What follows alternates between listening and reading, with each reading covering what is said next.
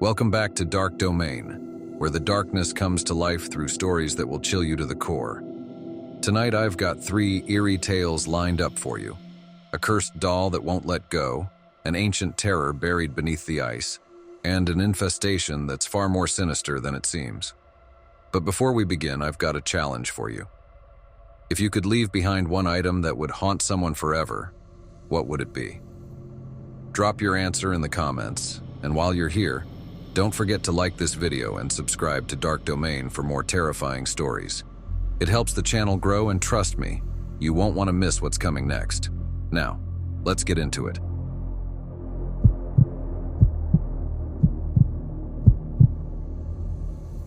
The Dollmaker's Curse. I never believed in curses, not until last week. My name is Nathan Greer, and I'm a carpenter by trade, specializing in custom furniture. I moved to Salem, Massachusetts a few years back, drawn by the town's history and, honestly, its odd charm. Salem has a way of getting under your skin, the witch trials, the legends of ghosts, the ever-present tourist traps. It's a place full of stories, most of them just that, stories. But sometimes stories come to life.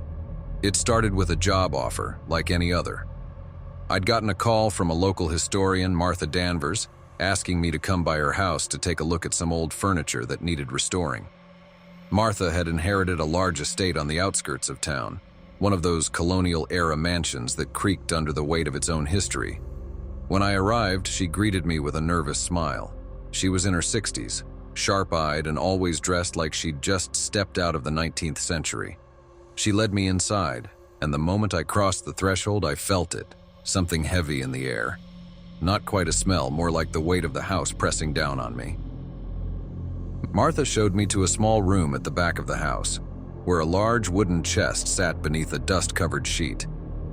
"I need this chest restored," she said, tugging the sheet off and revealing the faded, ornate carvings etched into the wood. "It's been in my family for generations.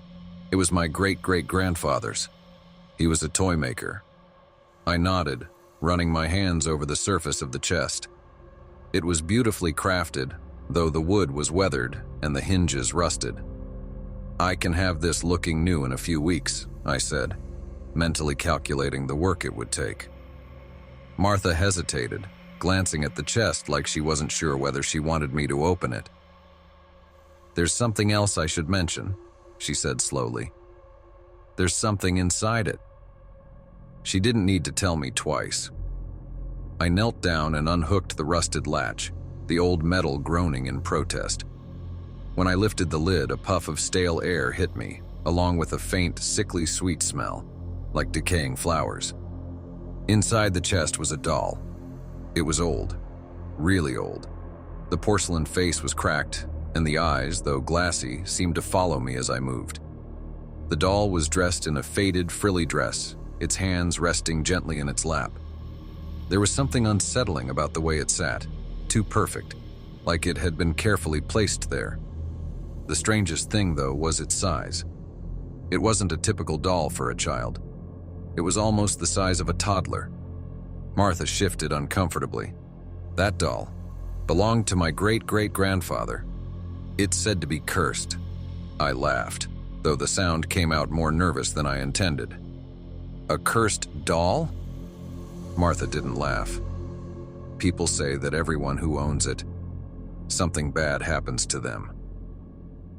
I looked down at the doll again, feeling a chill creep up my spine. The eyes stared blankly up at me, but there was something almost knowing about the way they gleamed in the dim light. "I don't believe in curses," I said, trying to shake the feeling. "But I can take the chest, restore it, and bring it back in a few weeks. The doll can stay here, right?" Martha nodded quickly. "Please."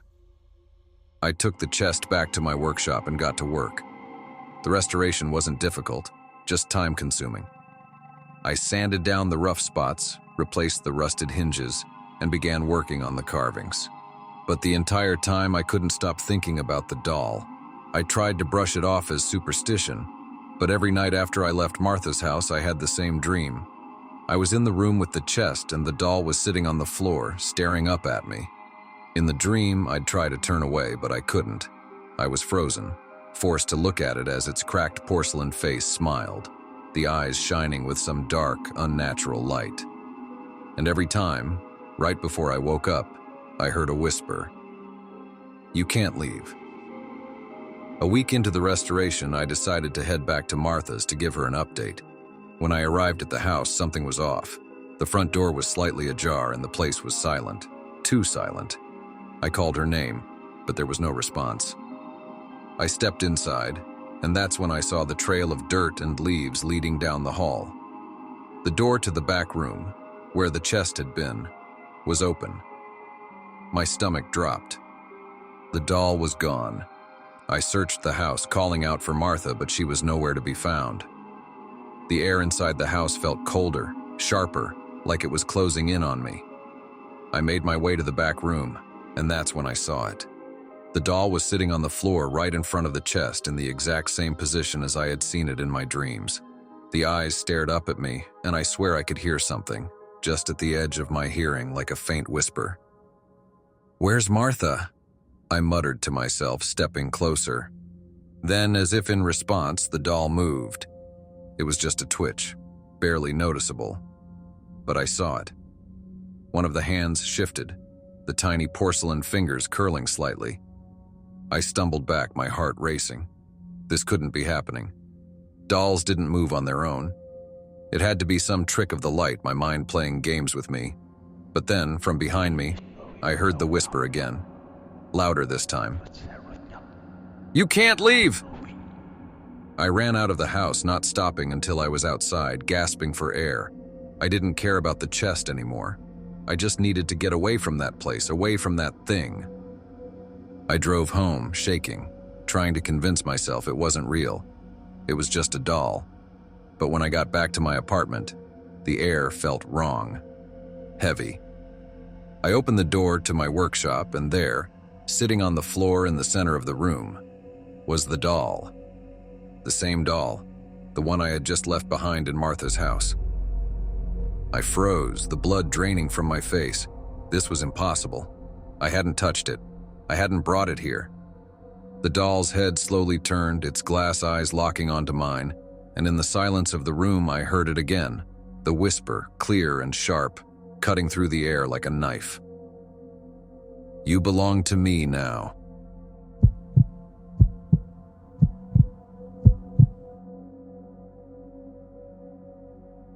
Beneath the frost.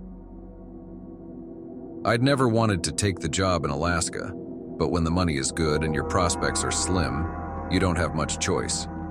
They called it a research expedition, but it felt more like a punishment. We were stationed in the middle of nowhere, miles from the nearest town, surrounded by nothing but snow, ice, and the relentless wind. Our task? To drill deep beneath the permafrost and collect samples that could help us understand climate patterns from thousands of years ago. At first, it was just me and 4 other scientists. Dr. Peters, the geologist, Lauren, a climatologist, Jonas, the biologist, and Marcus, a tech specialist. We were all bundled into this small facility, barely more than a cabin outfitted with scientific equipment and basic living quarters. The isolation wasn't the worst part, at least not at first. It was the cold. No matter how many layers you wore or how close you sat to the heater, the chill seeped into your bones. Then, after about a week of drilling, we hit something. We had sent the drill more than 100 feet down through layers of ice when it jammed. No matter how much we coaxed the machine, it wouldn't budge. Frustrated, Dr. Peters decided to send down a camera. What we found didn't make sense. Beneath the ice was something black. Not rock, not more ice. Something that seemed to absorb light, giving off a faint, unnatural shimmer. None of us could figure out what it was, but Jonas insisted it was organic. "It's definitely alive," he muttered, watching the feed from the camera. Or it was. I didn't like the way he said it. Lauren suggested we drill around it, but Peters was fascinated. He wanted to take a sample, said it could be a discovery that would make his career. So we did. That's when things started to go wrong. It was Peters who first began acting strange. We thought it was just exhaustion from long hours, but then he stopped talking altogether. He'd just sit there, staring at the ice, muttering to himself about what lies beneath. His hands shook constantly, and when I caught him one night standing in the lab, he was staring at the sample we'd taken from the black material under the ice. The thing pulsed faintly under the microscope, a rhythm like a slow heartbeat. I didn't dare get too close. A few days later, Marcus found Peters in the drilling room, standing naked in the freezing cold, staring down the borehole. His skin was blue, frost forming on his eyelashes, but he didn't seem to notice. It took all of us to drag him inside, but it was already too late. He was dead by the time we got him back to the heaters. We were all shaken, but we told ourselves it was some kind of mental breakdown brought on by isolation and stress. That's what people did out here, right? They cracked. But it didn't explain the way his body had turned so quickly, or why. Even as we covered him with a blanket, his mouth was still moving like he was trying to speak through frozen lips. Jonas insisted on an autopsy. Lauren and I refused, but he said it was the only way to understand what had happened. We let him have his way, and that's when we discovered the worms. Inside Peter's body, Jonas found small black worms, coiled deep within his tissue. They were thin, barely noticeable, but they were alive, barely writhing as Jonas picked them out one by one. He was fascinated. The rest of us were horrified. "They must have been in the sample," Jonas said, his voice calm, almost too calm. "Parasites, trapped in the ice for millennia." I didn't know what to think, but I couldn't get out of my mind the way Peters had been staring at the drill site, as if something down there was calling to him, something that had been disturbed. The next morning, Lauren found Jonas outside the facility. He had wandered off in the middle of the night, dressed only in his thermals, leaving the doors wide open. His footprints led straight to the drill site, but he was nowhere to be found. The wind had already erased any trace of him. That left just Lauren, Marcus, and me. We sealed off the lab, barricading the doors and cutting off any access to the samples. None of us wanted to touch whatever had killed Peters, or Jonas. But something had already gotten inside us.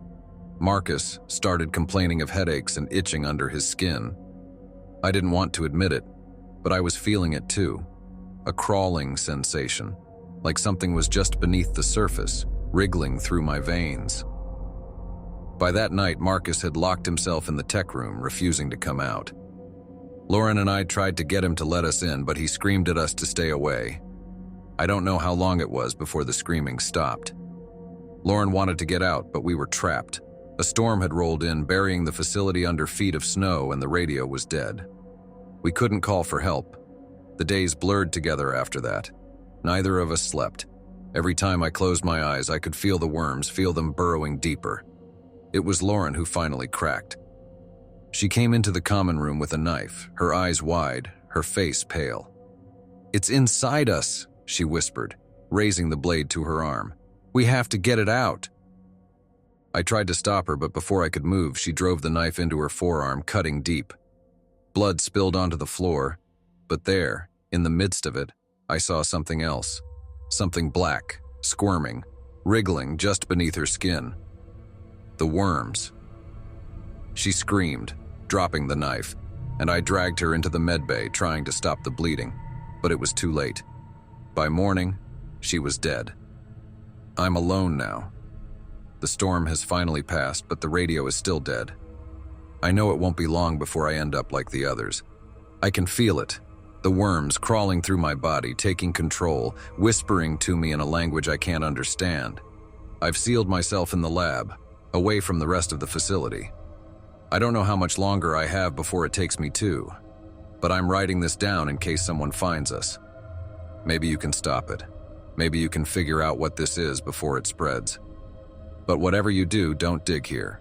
Don't disturb what lies beneath.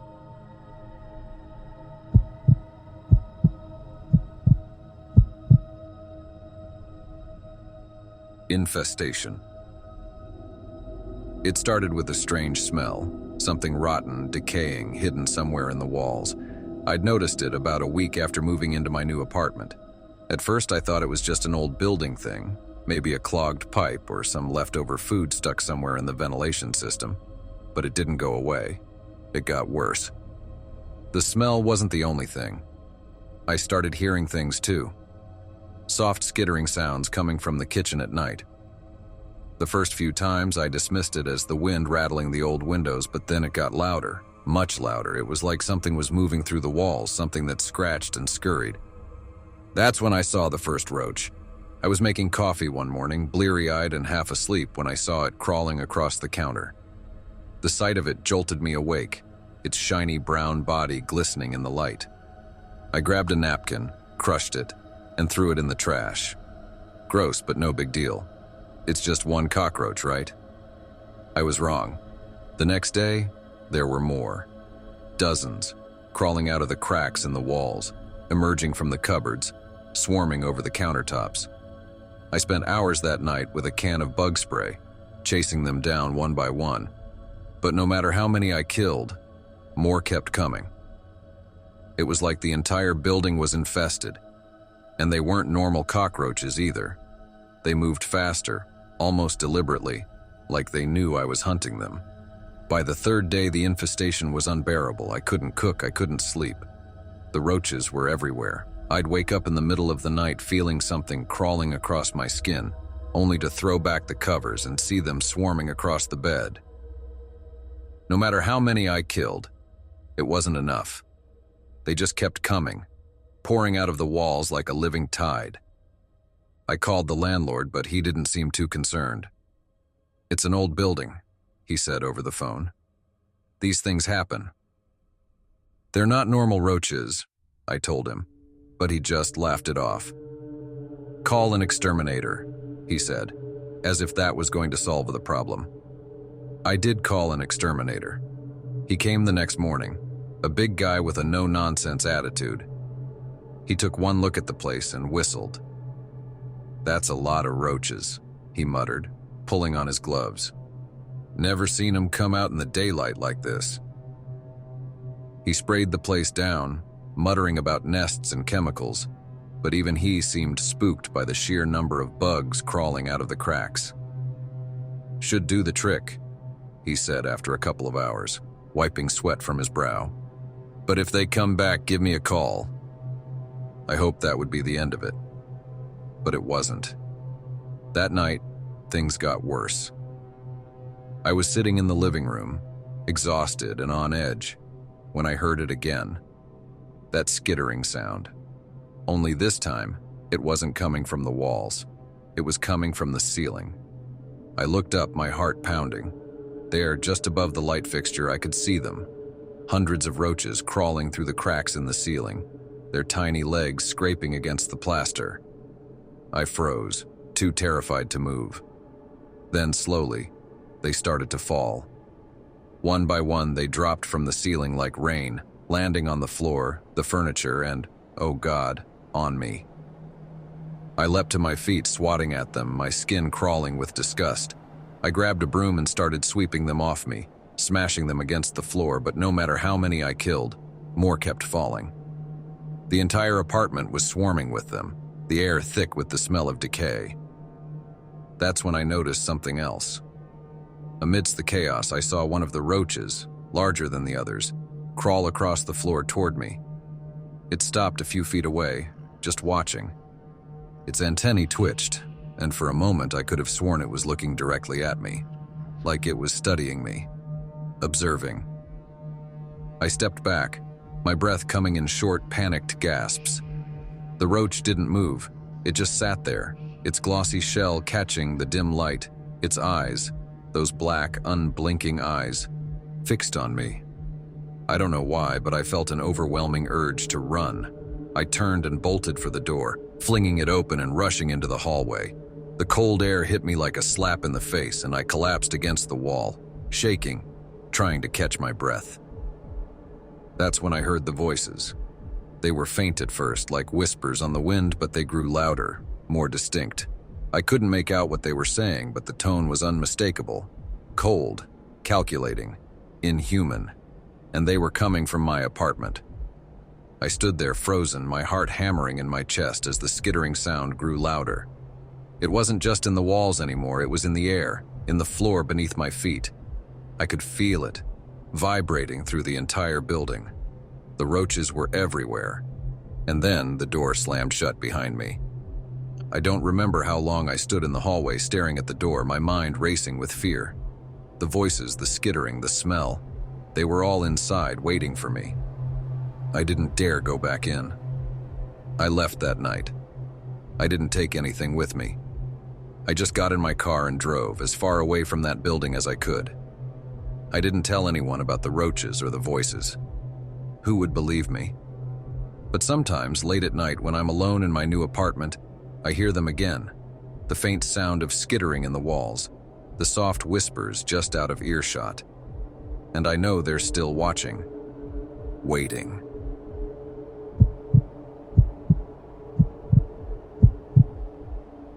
And that concludes tonight's stories. If you made it this far, I hope you're not checking over your shoulder or under your bed. Remember, the darkness is always closer than you think. If you enjoyed these tales, don't forget to hit the like button and subscribe to Dark Domain for more terrifying stories. And if you haven't already, share your cursed item idea in the comments. I'll be reading through them to see who has the darkest imagination. Until next time, sleep well, if you can.